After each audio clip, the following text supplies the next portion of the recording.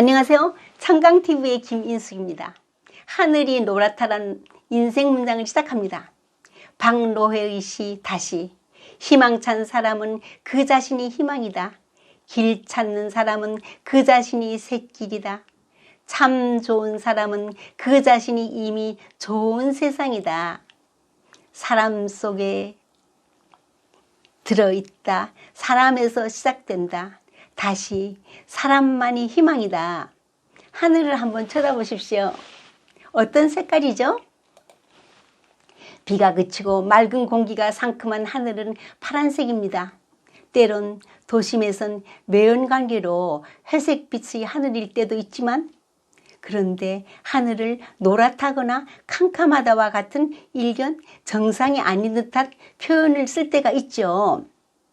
하늘이 노랗다는 말은 한국어 기초사전에 보니까 지나친 과로나 상심으로 기력이 몹시 쇠하다란 뜻입니다.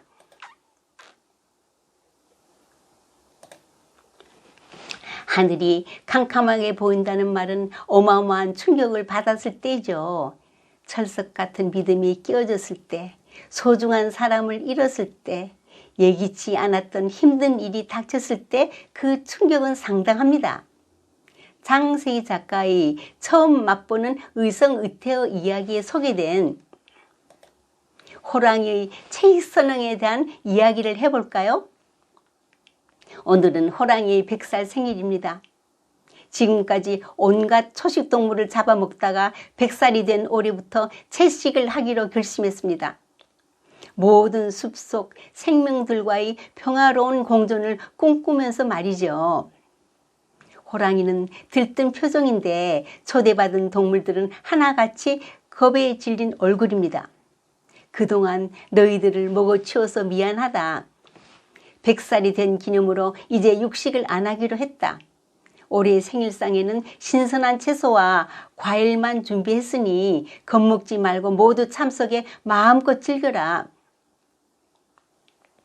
초대장에 버젓이 쓰인 호랑이의 채식선언이 참인지 거짓인지 미심쩍었지만 결국 초대받은 동물들은 다 참치에 참석했습니다. 다만 호랑이 기색을 살피며 쭈뼛거릴 뿐 선뜻 자리에 앉지 못했습니다. 언제 호랑이가 돌변할지 모른다는 생각에 다들 불안한 표정이었죠. 100살이 된다고 호랑이가 기린이 되는 건 아니잖아. 정말 호랑이를 믿어도 될까? 기린이 최대한 목을 낮춰 옆자리의 얼룩말에게 속삭였습니다. 혹시 모르니 호랑이와 제일 먼 자리에 앉자고. 얼룩말도 긴장한 티가 역력했지만 손님들이 불편한 낌새를 눈치챈 호랑이가 당근을 덥석 집어들고 와작 소리가 나도록 크게 베어 물었죠. 어찌나 맛나게 먹는지 불안해하던 동물들도 하나둘 쩝쩝 입맛을 다시기 시작했습니다. 이때 호랑이가 크게 외쳤습니다. 망설이지 말고 어서 마음껏 먹어라. 채소가 이리 맛있는 줄 알았더라면 나도 진작 채식만을 했을 텐데 왜 아무도 말해주지 않았는지 원참. 혹 내가 죄다 먹어 치울까 봐 그랬던 거야? 껄껄껄. 호탕하게 웃는 호랑이는 오렌지를 통째로 꿀꺽 삼켜버렸고 수박 한 통을 앞발로 한 번에 내리쳐 박살내서 붉은 속살을 골라 먹기도 했죠. 그 모습에 한시름 놓은 다른 동물들도 제 앞에 놓인 채소와 과일을 먹기 시작했죠.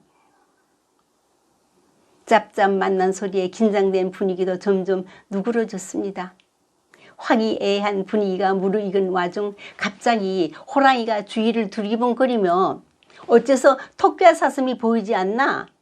먹성 좋은 두 녀석을 위해 특별히 유기농 채소와 과일을 잔뜩 준비했거늘. 호랑이의 심기가 불편할까봐 지레 겁먹은 동물들은 날쌘 원숭이에게 어서 가서 토끼와 사슴을 찾아오라고 속삭였습니다. 호랑이의 채식 선언을 믿을 수 없다며 먼 숲으로 떠나려던 토끼와 사슴은 막 숲을 벗어나려던 찰나 원숭이에게 뒷덜미를 잡혀와 놀란 눈을 한 채 내내 비어있던 호랑이의 양옆자리에 앉았습니다. 둘은 영 입맛이 없었지만 토끼는 마지못해 자두 하나를 들고 깨작깨작, 사슴은 곰치 한 줌을 입에 가득 넣고 오물오물, 호랑이는 그 모습들이 영 못마땅했으며 그들 앞으로 채소와 과일이 듬뿍 담긴 바구니를 들이밀면서 이 바구니는 특별히 너희 둘을 위해 준비했으니 팍팍 먹도록 해라. 하나도 남겨선 안 된다. 알겠느냐?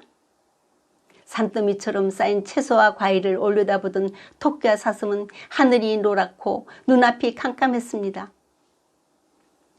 급체한 듯 얼굴이 하얘졌습니다. 호랑이는 슬슬 화가 났지만 좋은 날 큰 소리 내지 말자며 스스로 다독였죠. 토끼는 물고 있던 자두를 씹지도 않고 꿀꺽 넘겼죠. 사슴도 호랑이에게 잘 보이려고 손에 잡히는 대로 아무거나 질겅질겅 씹다가 호랑이 앞에 있던 남은 종이 초대장까지 먹어버렸습니다.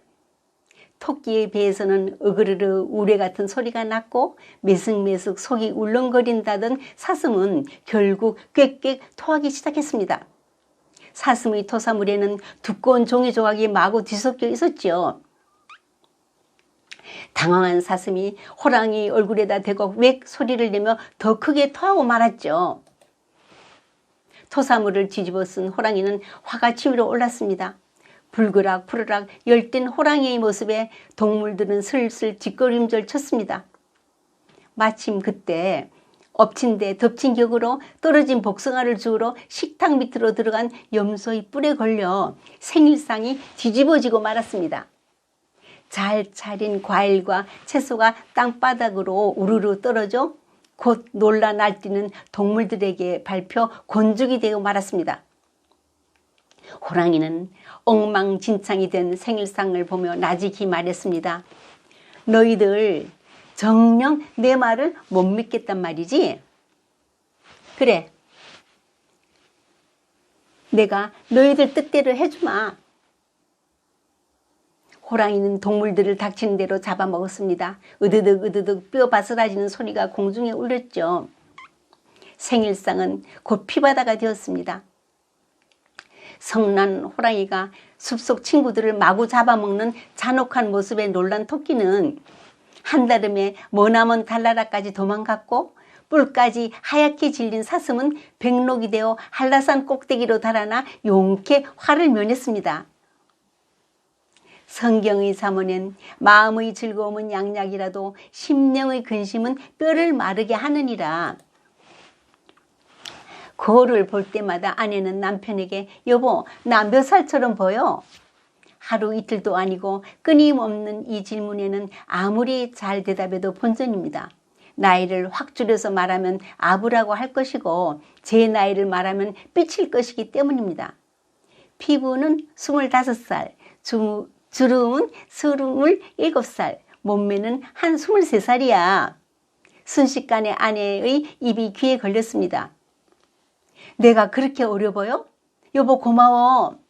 아니 잠깐 그걸 다 더해야 돼. 하하. 오늘도 사소한 일도 소중히 여기며 최선은 다하는 날이 되십시오. 감사합니다.